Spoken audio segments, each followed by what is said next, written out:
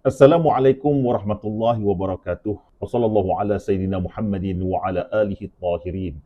Bertemu sekali lagi dalam episod menjawab fitnah mesyuarat jawatan kuasa perunding hukum syarak wilayah persekutuan kali yang ke-90.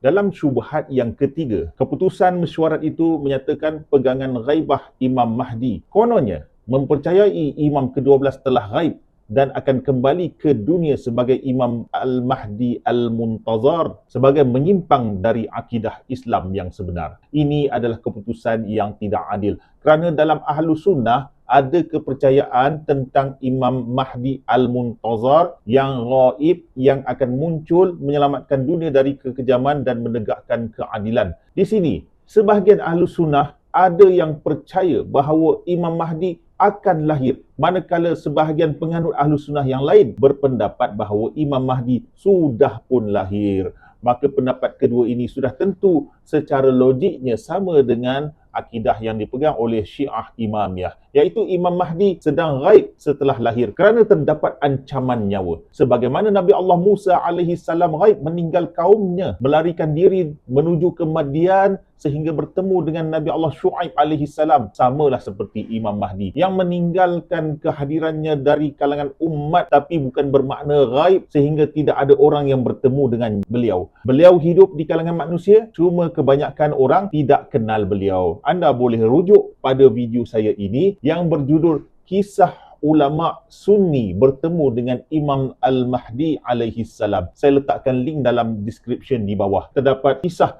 pertemuan ulama Ahlus Sunnah bernama Syekh Hasan Al-Iraqi dengan Imam Mahdi Al-Muntazar. Setelah Syekh berdoa kepada Allah pada tiap-tiap sujudnya, akhirnya Allah mengabulkan permohonannya dan beliau bertemu dengan Imam Mahdi, sempat beribadah bersama dengan Imam Mahdi selama seminggu di rumahnya. Ini kisah nyata, tuan-tuan sekalian. Maknanya dalam kalangan Ahlus Sunnah ada yang percaya Imam Mahdi sudah lahir dan ghaib, tuan-tuan sekalian. Sehingga kan Hasan Al-Iraqi melakukan amalan khusus, barulah beliau dapat bertemu dengan Imam Mahdi. Banyak lagi kitab-kitab Ahlus Sunnah yang menyatakan bahawa Imam Mahdi ialah Muhammad bin Hasan Al-Askari yang sudah lahir. Justru itu, keputusan mesyuarat jawatan kuasa perunding hukum syarak wilayah persekutuan kali ke-90 keterlaluan, sangat keterlaluan, tidak adil, fatwa yang sembrono. Anda boleh tonton video saya ini yang berjudul Nasab Imam Mahdi dalam kitab Jawi, iaitu kitab Kashful Ghaibiyah, yang menyatakan bahawa Imam Mahdi sudah pun lahir pada abad yang ketiga Hijrah. Inilah kepercayaan yang dianuti oleh Ahlus Sunnah wal Jamaah. Maka warta kerajaan persekutuan yang menyesatkan pegangan Imam Mahdi ghaib adalah munkar. Saudara-saudara sekalian, dalam video ini pula terdapat perbahasan tentang ungkapan Imam Mahdi anak Hasan Al-Askari hilang dari kitab Syarhul Aqidatin Nafsi. Saya bongkar percubaan Ahlus Sunnah yang sanggup menyelewengkan kitab mereka sendiri untuk melakukan kezaliman dengan menutup kisah Imam Mahdi yang sudah lahir. Tuan-tuan boleh tonton video saya ini dan saya letakkan link pada description di bawah sebagai reference. Hari ini saya akan tambah lagi maklumat tentang Imam Mahdi yang kita kasihi, iaitu kitab Ahlus Sunnah meriwayatkan hadis daripada Imam Mahdi. Tuan-tuan sekalian, Ahlus Sunnah meriwayatkan hadis daripada Muhammad bin Hasan Al-Askari, iaitu Imam Mahdi alaihi salam.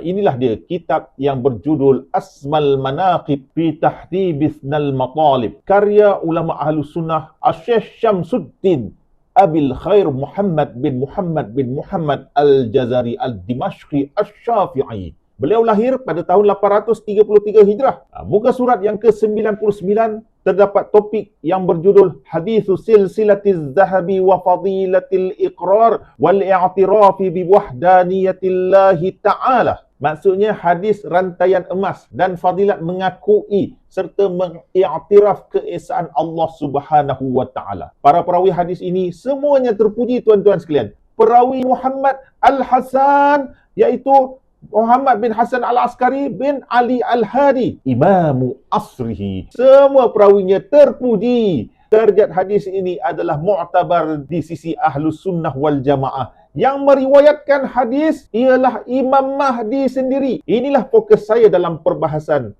iaitu hadis diriwayatkan oleh Muhammad bin Hasan Al-Askari.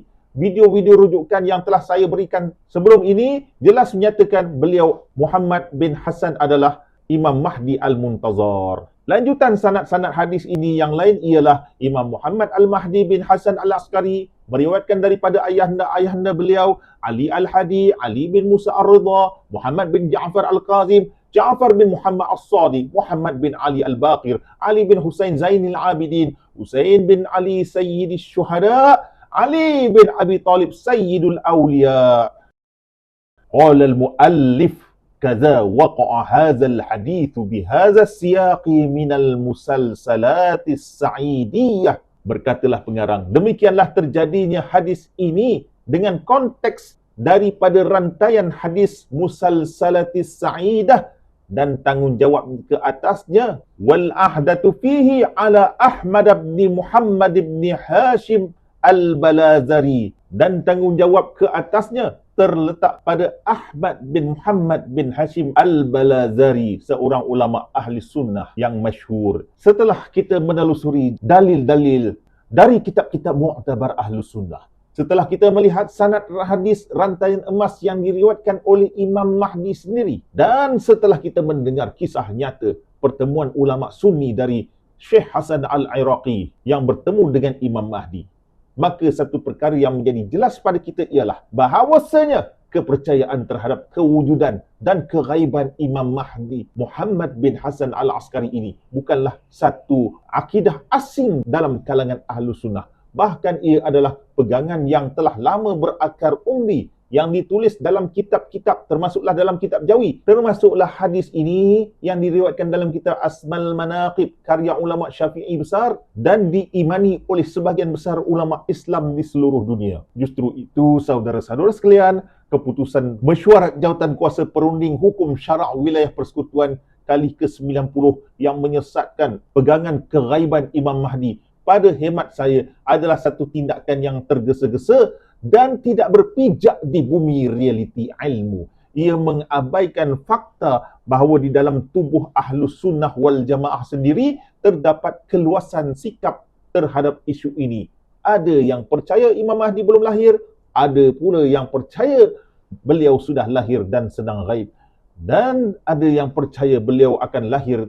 Maka kepada pihak berkuasa yang mengeluarkan fatwa dan keputusan ini, saya menyeru kembalilah kepada metodologi ilmiah yang jujur. Terimalah hakikat bahawa umat Islam ini pelbagai dan janganlah menjadikan institusi fatwa sebagai alat untuk meminggirkan mana-mana golongan yang mempunyai pegangan yang mu'tabar atau melakukan kezaliman. Wassallallahu ala sayyidina Muhammadin wa ala alihi tahirin walhamdulillahi rabbil alamin.